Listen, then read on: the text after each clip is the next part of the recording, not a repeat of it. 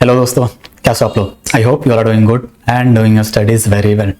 तो चलिए स्टार्ट करते हैं। नया टॉपिक, नया चैप्टर, कंसिडरेशन। सर कंसिडरेशन हमने कहाँ देखा था, हमें याद दिलाइए। फर्स्ट चैप्टर देखा था ना, ये फर्स्ट चैप्टर मैंने खोला हुआ है। मैंने आपको कई बार बताया कि जो भी हमने फर्स्ट चैप्टर में या फिर फर्स्ट क्लास में पढ़ा था उसके सारे मेन एलिमेंट या फिर एसेंशियल्स हम आगे आने वाली यानी फर्स्ट यूनिट के आगे आने वाले चैप्टर्स में पढ़ेंगे। जैसे हमने प्रॉमिस, ऑफर पढ़ लिया, ये देखिए ये था ना, हमने ऑफर पढ़ लिया, एक्सेप्टेंस पढ़ लिया। हम आज क्या पढ़ने जा रहे हैं, कंसीडरेशन। ठीक है सर, तो कंसीडरेशन क्या होता है सर? कंसीडरेशन वही होता है ना जो किसी काम करने के बदले में मिलता है। एग्जैक्टली वही कंसीडरेशन होता है। पहले इसको इजी लैंग्वेज में समझते हैं। Sir consideration means something in return which is of some value in the eyes of law।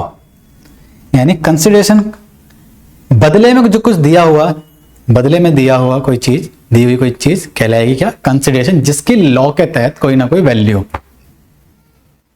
ठीक है, ये नहीं है कि आपने पत्थर या कोई कूड़ा करकट थमा दिया उसको, ऐसा नहीं। तो यानी लॉ की नजरों में कोई ना कोई वैल्यू होनी चाहिए, कुछ भी जो सामने से आपको मिल रहा हो या आप दे रहे हो। एक बात और ध्यान रखना जिसमें बच्चों को कंफ्यूजन होती है। कंसिडरेशन का मतलब ये नहीं है कि आप किसी से अपना काम करवाने गए और उसको जो पैसा दे रहे हो वही कंसिडरेशन है जो आप दे रहे हो। आपको भी तो मिल रहा है ना, आप जो काम करवा रहे हो वो आपके लिए कंसिडरेशन है। याद कीजिए फर्स्ट डे वाला एग्जाम्पल, पहला एग्जाम्पल जो मैंने एग्जाम्पल लिया था कि पेरेंट्स, यानी एक कपल गया, या पेरेंट्स में आपका एग्जाम्पल लिया था कि आपके पेरेंट्स गए ठेकेदार के पास, राइट, 2 मंजिला घर बनवाने के लिए। याद है आपको एग्जाम्पल? वो नहीं याद है तो वापस एक बार गो थ्रू करो फर्स्ट क्लास में। उनको क्या मिल रहा है, उनको क्या कंसिडरेशन मिल रहा है कि उनको 2 मंजिला घर मिल रहा है, और सामने वाले ठेकेदार को क्या मिल रहा है, पैसे मिल रहे हैं। हमने शायद 4 या 5 लाख की वैल्यू डिस्कस की थी वहां पे। उसके लिए कंसिडरेशन क्या है, 5 लाख रुपए, और पेरेंट्स के लिए कंसिडरेशन क्या है, 2 मंजिल का बना हुआ घर। तो दो कंसिडरेशन दोनों पार्टीज के लिए होता है, ये ध्यान रखना आप। बहुत से बच्चे इसी में रह जाते हैं कि जो सामने वाले को हम दे रहे हैं, प्रॉमिस कर रहे हैं, उसी की कंसिडरेशन की बात कर रहे हैं, तो ऐसा नहीं है। अब आते हैं सर टेक्निकल लैंग्वेज में। सेक्शन 2D देखो, जो ये डेफिनेशन है, मैंने क्या बताया था आपको, इंडिया के लगभग सभी लॉ में जो सेक्शन 2 होता है वो उस लॉ के अंतर्गत यानी उस लॉ में आने वाली डेफिनेशंस बताता है। तो जनरली जो डेफिनेशन होती है ना बहुत टेक्निकल होती है, जैसे कि ये है। और कई जगह आपने बुक्स में पढ़ा होगा मीनिंग, इस कंसिडरेशन का मीनिंग। सर मीनिंग और डेफिनेशन क्या एक बात नहीं होती? नहीं दोस्त, एक बात नहीं होती। डेफिनेशन जो होती है वो होती है एज पर लॉ, जो लॉ मेकर ने लिखी होती है, ठीक है, एक्ट में लिखी होती है। मीनिंग ये होता है कि जैसे बड़े बड़े राइटर्स हैं, इकोनॉमिस्ट हैं, ठीक है, वो क्या करते हैं, प्रोफेसर हैं, वो अपनी लैंग्वेज में उसी डेफिनेशन को इजी करके लिखते हैं। वो होता है हमारा, उसे बोलते हैं मीनिंग। एक सेकंड देना। आई होप इतना आपको समझ में आता है। तो अभी हम यहां पे पढ़ने जा रहे हैं डेफिनेशन। कई जगह आपको मीनिंग मिलेगा, कई जगह डेफिनेशन मिलेगी। देखते हैं पहले यहां से। When at the desire of promiser, promiser के डिजायर पे या प्रॉमिसर के प्रॉमिस पे, प्रॉमिसर के डिजायर पे या फिर प्रॉमिसर के प्रॉमिस पे, यानी प्रॉमिसर के कहने पे, है ना, लेमन लैंग्वेज में समझते हैं। प्रॉमिसर के कहने पे अगर प्रॉमिसी या कोई और पर्सन, प्रॉमिसर के कहने पे प्रॉमिसी या कोई और पर्सन हैज डन, कोई काम कर देता है, किसने कोई काम कर दिया, हैज डन, कर चुका है, ठीक है, पास्ट हो गया। और abstained, abstained for doing, from doing. Abstained हमने क्या पढ़ा था पहले वर्ड, रोकना या फिर मना करना, कोई काम ना करना। तो लिख लेता हूं, मैं यहां भी लिख देता हूं सर, दोबारा लिख दो, हम भूल गए। रोकना या मना करना, यहां कर देता हूं से याद। किसका मतलब होता है एब्सटेंड का, यहां पर एब्सटीनेंस आएगा, इनका मतलब होता है। चलो अभी वैसे देखते हैं डेफिनेशन।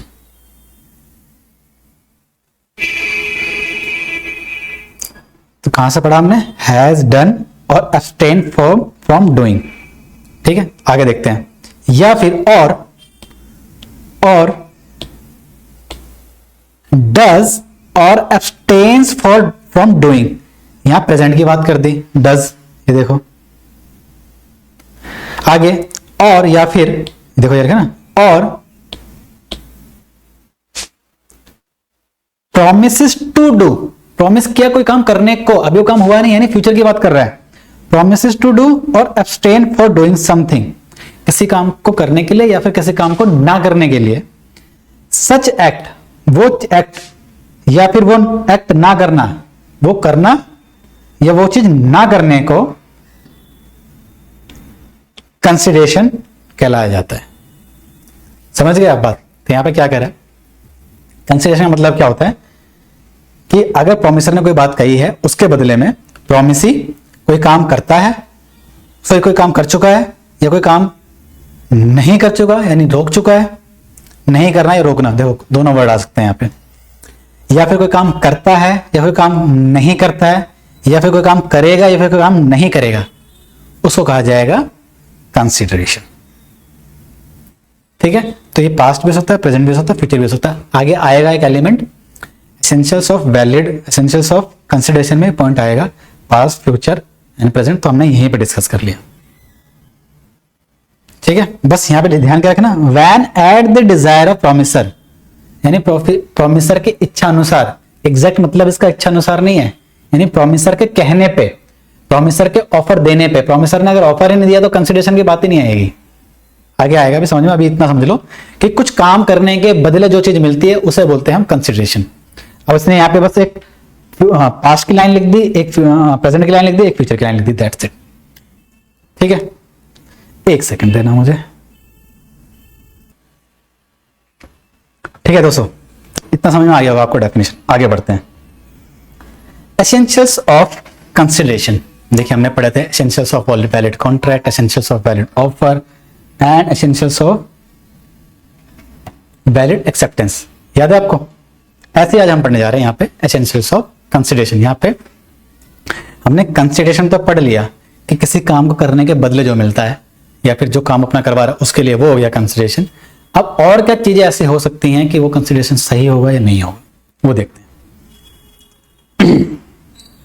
पहला, consideration must proceed at the desire of the promisor.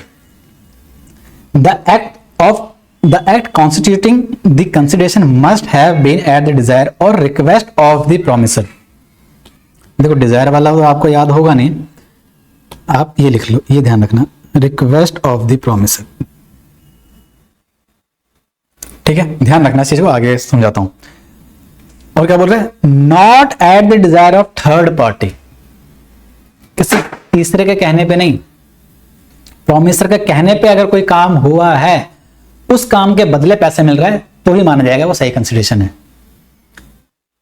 जैसे एग्जांपल लेते हैं, फिर समझ में आएगा आपको। A son is lost, B goes in search for him voluntarily, अपनी इच्छा से, और at the request of C। क्या बोल रहा है, सिचुएशन समझो।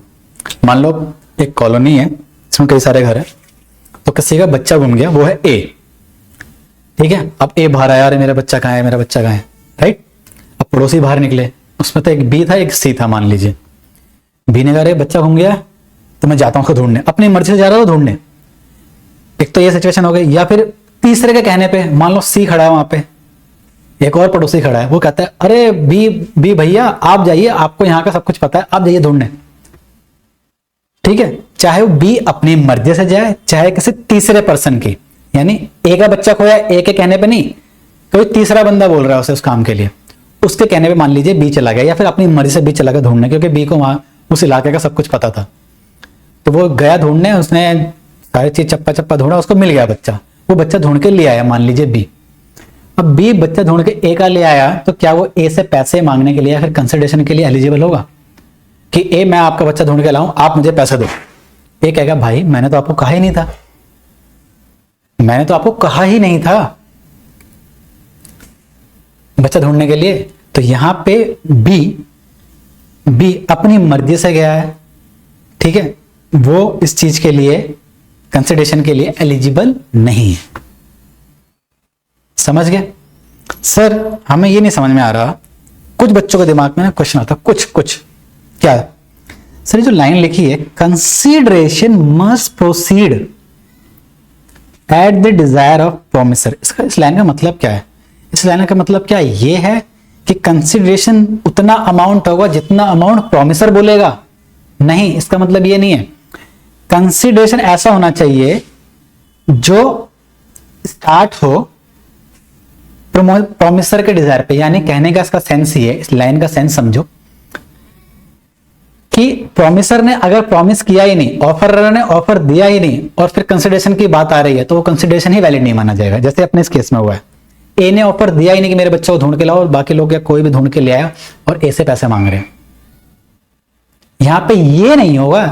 कुछ बच्चों के दिमाग में जो डाउट आएगा दोबारा सुनो कि ए, जैसे आपका पहला वाला एग्जाम्पल लेते हैं, घर बनाने वाला एग्जाम्पल, कि आपके पेरेंट्स ने घर बनाने के लिए ठेकेदार को कॉन्ट्रैक्ट दिया कि मेरे 2 मंजिला घर बना दे, लेकिन मेरे डिजायर क्या है, प्रोमिसर के डिजायर देखो यहां पे स्क्रीन पे, हम तुझे इस घर बनाने का 5 लाख ने सिर्फ 5,000 देंगे।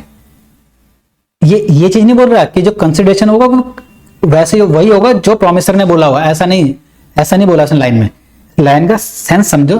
सेंस कहने का मतलब ये है कि मूव प्रोसीड, यानी जो स्टार्ट हुआ होगा वो ऑफरर के ऑफर देने के बाद ही जो कोई काम हुआ होगा उसके बदले ही कंसिडरेशन वैलिड माना जाएगा, अदरवाइज नहीं। ठीक है, तो वापस ध्यान रखना, कंसिडरेशन जो भी होगा डिजायर प्रोमिसर के डिजायर पे होना चाहिए, यानी प्रोमिसर के ऑफर पे होना चाहिए। इसका पॉइंट ये है कहने का। एक और केस देखते हैं, इसमें बहुत ज्यादा इंपॉर्टेंट नहीं है बट डिसेंटली इंपॉर्टेंट केस है, डिस्कस करते हैं। देखिए था क्या, एक कोई जगह थी, ठीक है, नॉर्मल लेमन लैंग्वेज में थोड़ा डिस्कस करेंगे, बहुत ज्यादा। एक थे वहां पे, मान लीजिए कोई एक मिनट दे, हैंग हो रहा I think, let me restart the system. ठीक है, देखिए एग्जांपल देखिए अपना चल रहा है ना, हाँ ठीक है। मान लीजिए कोई एक इलाका था, ठीक है, वहां पे थे एक कलेक्टर साहब थे ना, IAS। उस इलाके में मान लीजिए एक आदमी था दुर्गा प्रसाद, ठीक है सर। दुर्गा प्रसाद वहां का कुछ फेमस होगा, या फिर वहां का कॉन्ट्रैक्टर होगा, ठेकेदार टाइप होगा, वहां का कोई और जान पहचान का बंदा होगा जिसके वहां पे चलती होगी। फॉर एग्जांपल थोड़ी सी सिचुएशन बना रहा हूं ताकि आप समझ पाओ। कलेक्टर साहब ने बोला कि दुर्गा प्रसाद जी आप एक काम कीजिए, अपने इलाके में ना कुछ दुकानें बनवाइए और वो दुकानें आप किराए पे चढ़ाइए, मैं दुकानें बना के लोगों को दीजिए ताकि आपके मोहल्ले में, गली जो भी है जगह पे क्या बन जाए, एक मार्केट बन जाए, क्योंकि आपके इलाके से मार्केट बहुत दूर है, XYZ रीजन। बस मैं ऐसी सिचुएशन बना रहा हूँ केस को अच्छे समझाने के लिए। ठीक है सर, ये दुकान बन गई, बहुत सारी शॉप्स बन गई। ये शॉप्स मान लीजिए किस किस की हैं, मान लीजिए नहीं ये कलर नहीं दिखेगा आपको, मान लीजिए A है या B है, C है, एक यहां पे था बलदेव। ठीक है जी, दुर्गा प्रसाद जी ने कहा कि हाँ कलेक्टर साहब ठीक है, आपके कहने में बना देता हूं। इसने दुकानें बना दी और लोगों को दे दी, लोगों को रेंट पे दी, जैसे मर्जी दी, वो अलग बात है, अभी आप छोड़िए उस चीज को।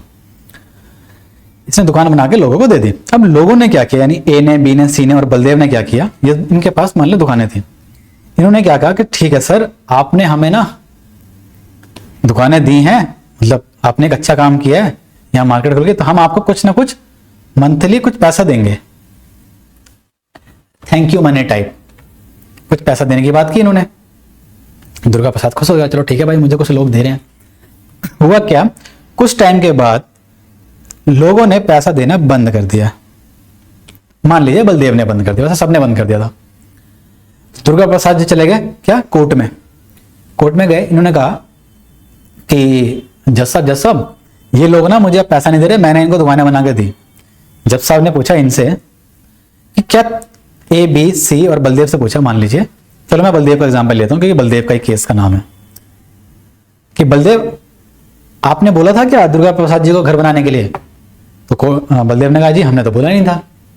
ठीक है, दुर्गा प्रसाद जी से पूछा तो आपको एक कंसिडरेशन किस बात का दें? दुर्गा प्रसाद ने कहा कि मैंने इनको घर बना के दिया था। तो कोर्ट ने पूछा आपने किसके कहने पे बनाया था? दुर्गा प्रसाद जी ने बोला कि मैंने तो कलेक्टर साहब के कहने पे बनाया था। तो कोर्ट ने कहा कि आपने इनके कहने पे बनाया था, तो आप इनसे कंसिडरेशन की बात कैसे कर रहे हैं? वो अपनी इच्छा अनुसार कुछ पैसा दे रहे थे, इसका मतलब ये नहीं है कि आप उनसे कॉन्ट्रैक्चुअली कुछ मांगोगे, लीगली कुछ मांगने के लिए लायबल हो गए हो आप, मतलब एलिजिबल हो गए हो, ऐसा नहीं है। ठीक है, क्योंकि इसके कहने पे चीज हुई ना, इसके कहने पे, किसी और के कहने पे नहीं हुई। आई होप ये चीज क्लियर है। ठीक है, आगे देखते हैं। ये थोड़ा इंपॉर्टेंट है, थोड़ा सा इंपॉर्टेंट और थोड़ा सा टेक्निकल जाएगा ये बीच में एक जगह। Consideration may move from the promisee और एनी अदर पर्सन। देखो यहां बात क्या हो रही थी दोस्तों, यहां बात हो रही थी प्रोमिसर के वाले कंसिडरेशन की। ठीक है, दो कंसिडरेशन होते हैं ना,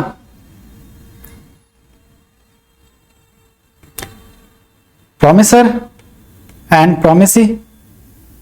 इनको मिल गया था घर, इसको मिल गया था पैसे। अभी हमने बात की ऊपर वाले केस में इसकी, फर्स्ट पॉइंट में। अब हम बात कर रहे हैं इस वाले, इसकी कंसिडरेशन की। क्या बोल रहे हैं? Consideration may move from promisee और एनी अदर पर्सन। प्रोमिसर की तरफ वाला जो कंसिडरेशन है, देने का प्रॉमिस है, वो तो प्रोमिसर ने करा होना चाहिए, तभी कंसिडरेशन माना जाएगा कि वो कुछ कंसिडरेशन देगा बदले में। लेकिन सामने वाली पार्टी जिससे घर बनवा रहे हो आप, क्या वही घर बनाएगा? जरूरी है ऐसा? उसके बदले कोई और भी तो बना सकता है। आपने कॉन्टेक्ट किया एक ठेकेदार से घर बनवाने का, उस ठेकेदार ने कहा हाँ मैं घर बनवा के दे दूंगा। अब वो नहीं बना रहा, उसने किसी और से बनवा दिया, तो कैसा होता है? ऐसा हो सकता है, बिल्कुल हो सकता है। अब इसमें एक और टेक्निकल पार्ट आएगा, वो देखेंगे हम। कंसिडरेशन में प्रोसीड फ्रॉम द प्रोमिसी और एनी अदर पर्सन। ठीक है जी, दस consideration furnished by third party. देखो प्रोमिसी का तो पता है आपको कि दो पार्टी के बीच की बात है, एक ने काम करवाया दूसरे ने काम किया, तो करने वाला तो कंसिडरेशन मतलब उसका काम क्या है? कोई काम को करना, ये तो आपको पता है। लेकिन तीसरे बंदे का क्या मतलब है, यहां पे आप कंफ्यूज हो गए, वो हम समझने जा रहे हैं मेनली। देखिए एक एग्जांपल देखते हैं। Example 1, X paid 10,000 to Y to deliver a painting to Z। मतलब सर क्या बोल रहा है ये? देखो X क्या हुआ यहां पे? प्रोमिसर। Y हुआ यहां पे प्रोमिसी। मान लीजिए X Y की दुकान में गया कि ये गिफ्ट है, ये पेंटिंग मुझे बहुत बढ़िया लगी, ये पेंटिंग पैक कर दो और मेरे दोस्त Z के घर पे छोड़ के आ जाओ। ठीक है, यहाँ पे एक कॉन्सेप्ट और आ जाएगा बीच में जिसका आगे अलग से टॉपिक है, लेकिन वो कॉन्सेप्ट मैं यहीं समझाऊंगा, यहाँ नहीं समझाऊंगा तो ये टॉपिक समझ में नहीं आएगा आपको, और आगे भी हम एक बार क्विकली डिस्कस कर लेंगे। ठीक है सर, तो जेड क्या हुआ यहाँ पे? जेड होगा थर्ड पार्टी।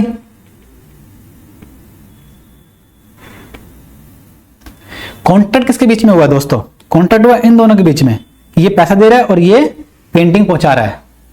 ठीक है, इन दोनों के बीच में कॉन्ट्रैक्ट हुआ है, ये ध्यान रखना। एक्स और वाई के बीच में।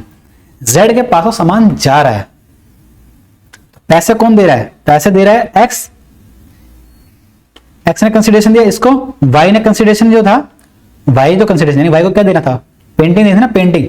वाई ने पेंटिंग दी, दे तो वाई रहा है ना, दे किसको रहा है? दे जेड को रहा है, वो बात अलग है, वो हम आगे देखते हैं। In this case Z is a party to contract, sorry in this case Z is a party to contract but stranger to the consideration। क्या बोल रहा है? अब ठीक है, यहां पे बात हो गई खत्म। X ने इसको Y को क्या दे दिया? पैसा दे दिया। अब यहां पे दूसरा कॉन्ट्रैक्ट स्टार्ट हो गया। क्या? Y ने क्या बोल दिया कि हाँ मैं आपके कहने पे किसको दे दूंगा? Z को पेंटिंग दे दूंगा। अब यहां पे दूसरा प्रॉमिस स्टार्ट हो गया। बस यहीं पे कंफ्यूजन होती है। देखो मेरे को भी एक सेकंड के लिए हो गई थी, क्योंकि ये बार बार टॉपिक ऐसे ही आता है, कंफ्यूजन होती है। अब यहां पे दूसरा कॉन्ट्रैक्ट स्टार्ट हो गया, ये वाला एक तरह से। अब यहां पे जेड क्या बन गया? जेड इस मेन पार्टी बन गया कि भाई ने बोला ठीक है अब मैं प्रोडक्ट किसके पास पहुंचा दूंगा? आपकी पेंटिंग जेड के पास। जेड से बात होगी और मतलब सॉरी वाई से बात होगी। वाई ने क्या बोल दिया? हाँ मेरी जेड से बात करा दो, जेड से बात होगी कि हाँ जेड का घर यहाँ पे जाकर पेंटिंग डिलीवर करनी है। देखो बहुत टेक्निकल जाएंगे इससे हम, बहुत बच्चों को कंफ्यूजन होती है यहाँ पे। इतनी बात आप समझ गए। अब यहाँ पे जेड क्या हो गया, जेड इस वाले कॉन्ट्रैक्ट के लिए, देखो ये अलग था प्रोमिस, अब ये अलग है एक, क्योंकि वाई ने प्रॉमिस कर दिया कि हाँ मैं जेड को डिलीवर कर दूंगा, वाई ने एक अलग प्रॉमिस कर दिया है। अब यहां पे वाई क्या बन गया, देखो थोड़ा कंफ्यूजन और आएगी आपको। अब यहां वाई दूसरे वाले कॉन्ट्रैक्ट के लिए वाई बन गया प्रॉमिसर, और ये बन गया प्रॉमिसी, यानी यहां पे कौन सा दूसरा वाला कॉन्ट्रैक्ट आ गया, यहां पे बच्चे कंफ्यूज होते हैं। ये बन गया दूसरे वाले कॉन्ट्रैक्ट के लिए प्रॉमिसी। तो यहां पे जेड क्या है, जेड बन गया प्रॉमिसी और एक थर्ड पार्टी मतलब पहले वाले कॉन्ट्रैक्ट के लिए थर्ड पार्टी, दूसरे वाले कॉन्ट्रैक्ट के लिए प्रॉमिसी। इतना आई थिंक आपको समझ में आता है। आगे देखते हैं। इस केस में जेड क्या बोलेंगे, जेड एक पार्टी टू कॉन्ट्रैक्ट है, यानी जेड कॉन्ट्रैक्ट का पार्टी है, यानी जेड क्या है, प्रॉमिसी बन गया, यहां प्रॉमिसी। अगर ये समझ गए तो आपको आगे पूरा समझ में आ जाएगा, ऑल्दो मैं फिर से समझाऊंगा, डोंट वरी। लेकिन स्ट्रेंजर टू कंसिडरेशन, स्ट्रेंजर मतलब अजनबी, स्ट्रेंजर टू कंसिडरेशन, जेड यहां पे कुछ दे तो रहा ही नहीं, कंसिडरेशन तो जेड दे नहीं रहा। कंसिडरेशन किसने दे दिया, ए ने पहले दे दिया, ए ने पहले 10,000 रुपए दे दिए, याद है, ए ने पहले ही 10,000 दे दिए। तो जेड यहां पे क्या है, जेड है कॉन्ट्रैक्ट, इस वाले कॉन्ट्रैक्ट की पार्टी है, जो सेकंड कॉन्ट्रैक्ट बना था ये वाला, कि वाई ने बोल दिया कि हाँ मैं जेड के घर पे देके आ जाऊंगा सामान, जेड ने बोल दिया हाँ भाई मेरे घर पे देके चले जाओ सामान। ये दूसरा वाला कॉन्ट्रैक्ट बना, दूसरा वाला एग्रीमेंट। पहला वाला ये अलग था, हम दूसरे वाले की बात कर रहे हैं, ठीक है, ये दूसरा एग्रीमेंट है, पहले वाला अलग है, ध्यान रखना इस बात को। तो यहां पे जेड क्या बोला जाएगा कि जेड दूसरे वाले एग्रीमेंट का की पार्टी है, contract to a party, but stranger to the consideration, वो अजनबी है कंसिडरेशन देने के लिए, क्योंकि कंसिडरेशन पहले दिया जा चुका है, कंसिडरेशन किसी तीसरे ने दे दिया, यानी जो थर्ड पर्सन है ना, अदर पर्सन यानी थर्ड पर्सन। अब यहां पे थर्ड पर्सन कौन बन गया, ये थर्ड पर्सन, यानी कंसिडरेशन किसने दे दिया, वाई को थर्ड पर्सन ने दे दिया, ठीक है। यानी कंसिडरेशन चाहे प्रॉमिसी खुद भी दे सकता है या फिर थर्ड पर्सन भी दे सकता है। सर आपने तो कंफ्यूज कर दिया, दोबारा देख लेते हैं दोस्तों क्या दिक्कत है, वैसे अगले एग्जांपल में फिर से देखेंगे। वापस आओ, कोई बात नहीं, कंफ्यूज हो गया तो क्या हो गया, हम बैठे तो हैं। देखिए एक्स ने पैसे दे दिए, इतना तो आपको समझ में आता है, वाई को 10,000 का, कि भाई मेरे कहने पे ये प्रोडक्ट, ये सामान, ये पेंटिंग जेड के घर पे दे हो। अब यहां पे दूसरी बात स्टार्ट हो गई, किसकी, जेड की और वाई की। दूसरा कॉन्ट्रैक्ट स्टार्ट हो गया वाई और जेड के बीच में। दूसरा कॉन्ट्रैक्ट क्या स्टार्ट हुआ कि ये इसको पेंटिंग देगा, लेकिन इसके पैसे इसने ऑलरेडी दे रखे हैं, ये इसको पेंटिंग देगा और इसके पैसे ऑलरेडी किसी ने थर्ड पर्सन ने दे रखे हैं, तो इसके बदले कोई थर्ड पर्सन पैसे दे सकता है, ये बात आप ध्यान रखना, ये चीजें मैं आप पढ़ रहे हैं। तो ये वाला कॉन्ट्रैक्ट अलग हो गया और ये जो पहले इसने पैसे दिए थे ये अलग हो गया। अब यहां पे क्या है, यहां पे जेड क्या है, एक जेड इज ए प्रॉमिसी यानी प्रॉमिसर और प्रॉमिसी, एक कॉन्ट्रैक्ट के दो बंदे होते हैं, प्रॉमिसर और प्रॉमिसी, ये कॉन्ट्रैक्ट का पार्ट है। तो Z is a party to a contract but अजनबी है, स्ट्रेंजर टू अ कंसिडरेशन, यानी ये कंसिडरेशन नहीं दे रहा, इसका कंसिडरेशन किसी तीसरे बंदे ने पहले दे दिया है। तो ऐसे अगर कोई केस हो तो क्या होगा वो देखो, Z can enforce the contract if Y does not deliver the painting। अगर Y ने अब यहां पे Z को पेंटिंग डिलीवर नहीं की तो Z केस कर सकता है Y पे। अब Y ये नहीं बोलेगा कि मेरे को तो पैसे X ने दिए थे, ये नहीं बोल सकता। वैसे ये केस अलग है, आगे आएगा और अच्छे समझोगे। यहां पे क्या है, यहां पे दो कॉन्ट्रैक्ट बन चुके हैं, एक X और Y के बीच में अलग है, वो भी हम उसकी बात नहीं कर रहे। एक बन चुका है Y और Z के बीच में, Y और Z के बीच में ये कॉन्ट्रैक्ट कि Y तो पेंटिंग देगा लेकिन जेड पेंटिंग सिर्फ रिसीव करेगा, जेड कुछ बदले में देगा नहीं, क्योंकि बदले में जेड के बदले में किसी और ने दे चुके, कंसिडरेशन पहले से दे दिया है। बस इतना सा समझना आपको। अब आगे आएंगे फिर से समझते हैं, ठीक है। ये छोटा एग्जांपल मैंने जानबूझ के लिया था ताकि आपको बड़ा एग्जांपल वापस समझ में आ जाए। अब इसके ऊपर ना एक केस था, ये केस थोड़ा सा इंपॉर्टेंट है, थोड़ा सा चिन्नैया वर्सेस रमैया। देखो क्या था, एक कोई लेडी थी, कोई बूढ़ी लेडी थी, ठीक है। अब ये मदर थी, लेडी है इसको मदर मानो, मदर, और यहां पे इसकी है ये डॉटर, ठीक है, ठीक है सर। इस डॉटर का नाम क्या था? रमैया। इसी डॉटर का नाम क्या था? रमैया। अब हुआ क्या? अच्छा, हाँ ठीक है, देख लेते हैं केस ट्रांसफर प्रॉपर्टी, ठीक है। मदर ने क्या किया, अपनी प्रॉपर्टी अपनी बेटी के नाम कर दी, ठीक है जी, प्रॉपर्टी दे दी, और ये बोला साथ में कि बेटा तुम क्या करना, अपने किसको, मामा लगते हैं इसके, मान लीजिए कोई है, ठीक है, इसके हो गए लड़की के मामा, मामा, और इनका नाम था चिन्नैया, पहले लिख देता हूं मैं ऐसे, मामा चिन्नैया। यानी इन्होंने, मदर ने अपनी बेटी को प्रॉपर्टी नाम कर दी और बोला कि तुम महीने महीने यानी हर कुछ कुछ समय बाद यानी हर महीने अपने मामा को कुछ पैसे देते रहना, ठीक है। इन्होंने ये प्रॉपर्टी इस कंडीशन पे दी, ये कंडीशन दे दी किसने? मदर ने, ठीक है। अब बात आई इनकी, बेटी ने क्या किया कि इस चीज के लिए हाँ किया और बोला कि मामा मैं आपको प्रॉपर्टी, सॉरी मैं आपको हर महीने इतने पैसे दूंगा। ये अलग बात बोली इसने, ये बात हुई इनके बीच में, ठीक है, मामा भांजे के बात बीच में ये बात हुई कि हाँ मामा मैं आपको हर महीने इतने इतने पैसे दूंगी, ठीक है। तो ये जो कॉन्ट्रैक्ट था एक, अब हम बात किसी कर रहे हैं? दूसरे वाले की। ये जो कॉन्ट्रैक्ट है ना दोस्तों, ये अब इनके बीच में एक अलग कॉन्ट्रैक्ट बन गया, मामा और भांजे के बीच में। भांजे ने बोला मामा मैं हर महीने आपको इतने रुपए दूंगी, ये अलग कॉन्ट्रैक्ट है। और जो प्रॉपर्टी दी थी माँ ने बेटे को, वो एक अलग था।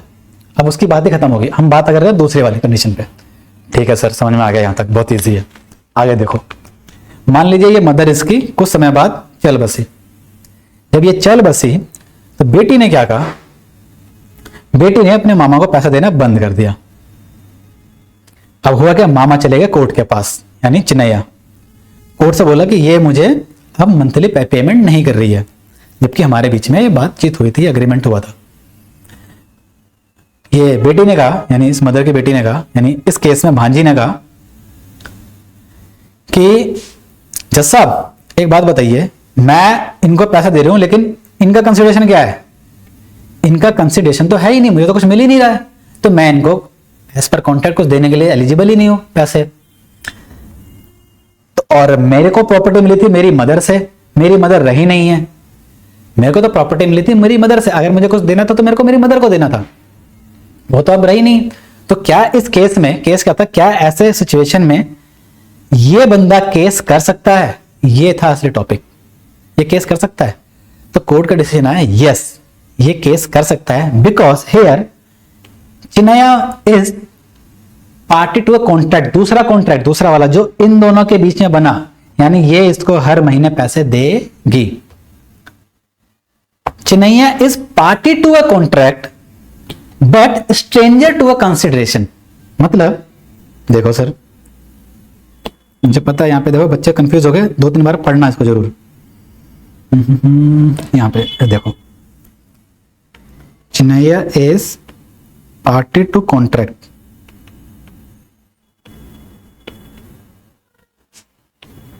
But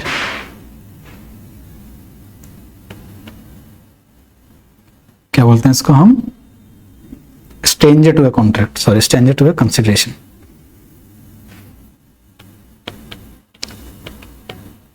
stranger to consideration.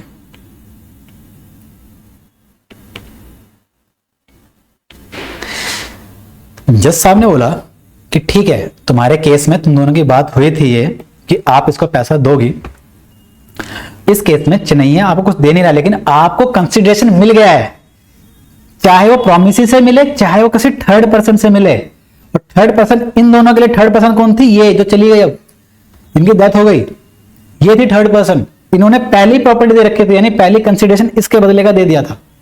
तो अब ये इस पे केस कर सकता है, चाहे ये कंसिडरेशन के लिए एक अनजान आदमी हो, चाहे कुछ दे नहीं रहा, यानी स्ट्रेंजर टू ए कंसिडरेशन। ये कुछ दे नहीं रहा, अपनी तरफ से कोई प्रॉमिस नहीं पूरा कर रहा, लेकिन इसकी तरफ से जो प्रॉमिस पूरा कर दिया वो पहले से किसी तीसरे द्वारा कर दिया गया है।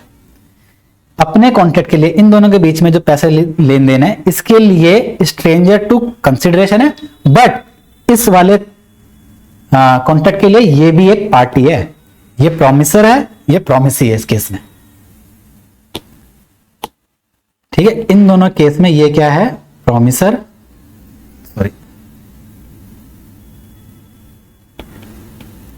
और ये क्या है, प्रॉमिसी। बच्चे बस इस बात से कंफ्यूज हो जाते हैं और ये टॉपिक लोगों को क्लियर होता नहीं है। I hope it is clear now. तो ऐसे अगर केस है कि कोई बंदा पार्टी टू अ कॉन्ट्रैक्ट, यानी कॉन्ट्रैक्ट तो है ना, ये कॉन्ट्रैक्ट में तो है ना, पैसे लेने के लिए इससे बातचीत हो चुकी है ना, राइट। इस कॉन्ट्रैक्ट की पार्टी तो ये भी है, ये बंदा। कंसिडरेशन के लिए ये स्ट्रेंजर है, तो क्या ऐसे सिचुएशन में ये केस कर सकता है? तो यस, कोर्ट का डिसीजन है, यस, ये केस कर सकता है। Party to a contract can sue, but sorry, stranger to a consideration can sue। ठीक है, चाहे वो स्ट्रेंजर है तब भी वो sue कर सकता है, यानी केस कर सकता है।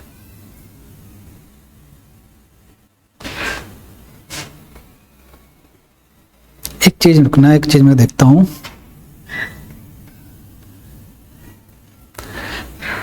हाँ ठीक है, अब देखो ये वाली सिचुएशन है, याद रखना, आप दोबारा देख लेना, 3 बार देख लेना, 2-3 बार देख लेना। इसके ही बेस पे एक आगे टॉपिक आएगा, स्ट्रेंजर जो मैंने बोला ना, स्ट्रेंजर टू अ कंसिडरेशन, और यहाँ पे पार्टी टू अ कॉन्ट्रैक्ट, दोनों चीजें ये। आगे एक टॉपिक आएगा स्ट्रेंजर टू कॉन्ट्रैक्ट।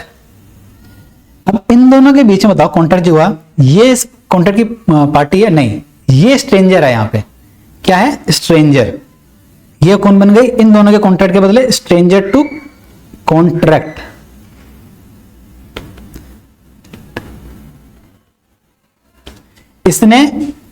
इसने जो पैसा देने के लिए हाँ किया है, यानी ये जो अग्रीमेंट बना है, इन दोनों के बीच बना है, ये प्रॉमिसर है, प्रॉमिसी है, इन दोनों के बीच का जो अग्रीमेंट है, उसके लिए, उस अग्रीमेंट के लिए स्ट्रेंजर कौन है? ये लेडी।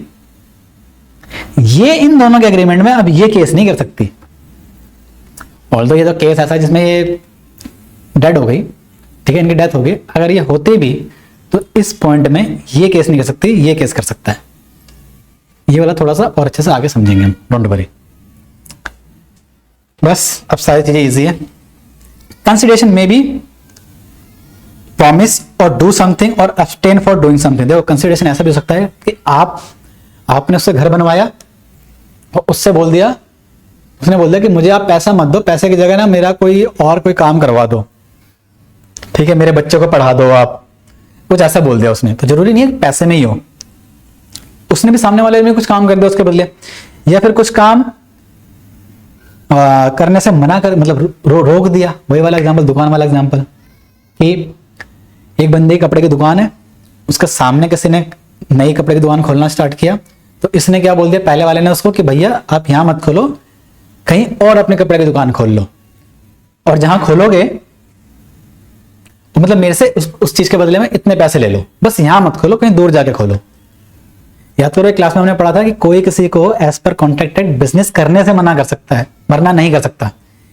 तो कंफ्यूजन मत होना, मैंने तीसरी बार समझा रहा हूं अगर आपको ये चीज। यहां पे उसको बोल रहा है कि आप यहां दुकान मत खोलो, कहीं और खोल लेना, ये नहीं बोल रहा कि आप दुकान ही मत खोलो, ऐसा नहीं कर सकता, तो वो इलीगल हो जाएगा। ठीक है, आई थिंक आपको ध्यान है। यानी किसी को दुकान खोलने के लिए मना कर रहा है, एब्सटेन, रोक रहा है कि यहां मत खोल भैया, कहीं और खोल ले। ठीक है, तो कंसिडरेशन किसी भी तरीके हो सकता है, मनी में हो सकता है, एक प्रॉमिस के बदले दूसरा प्रॉमिस पूरा करने हो सकता है, या फिर कुछ काम करने से मना करना या रोकना भी हो सकता है। ठीक है, तो जो काम करने को क्या बोल रहा है पॉजिटिव, काम रोकने को या ना करने को क्या बोल रहा है नेगेटिव। यानी कंसिडरेशन पॉजिटिव भी हो सकता है, कंसिडरेशन नेगेटिव भी हो सकता है। ये आपकी बुक की लैंग्वेज है।